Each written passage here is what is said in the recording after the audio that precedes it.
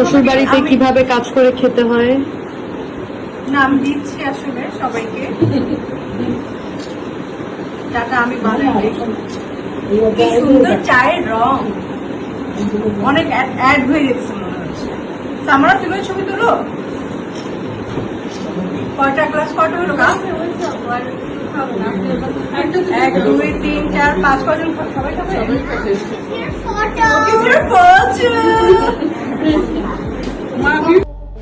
নতুন শ্বশুর বাড়িতে মেয়ে উমাইজাকে নিয়ে চা বানালেন চিত্রনায়িকা পূর্ণিমা। জনপ্রিয় চিত্রনায়িকা দিলারা হানিফ পূর্ণিমা রূপালী পর্দার বাইরে ব্যক্তিগত জীবন নিয়েও বরাবর থাকেন আলোচনা ও ভালোবাসার কেন্দ্রবিন্দুতে।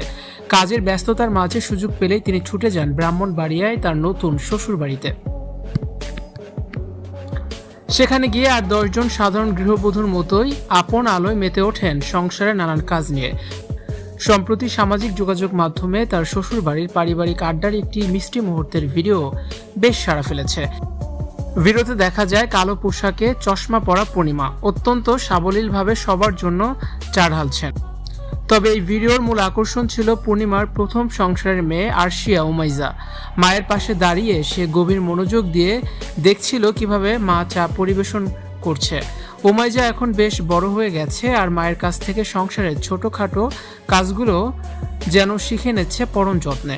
শ্বশুরবাড়ির টেবিলে চা ছাড়াও পুডিং, কেক সহ হরেক রকমের খাবারের আয়োজন করেন পূর্ণিমা।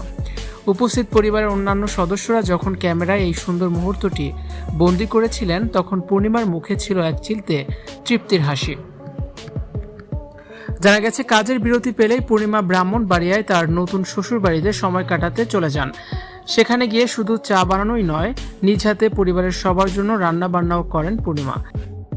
তারকা খ্যাতির চাদর সরিয়ে এভাবে একেবারে সাধারণ বাঙালি নারীর মতো পারিবারিক সম্পর্কে মিশে যাওয়ার এই রূপ দেখে ভক্তরাও পূর্ণিমার ব্যাপক প্রশংসা করছেন।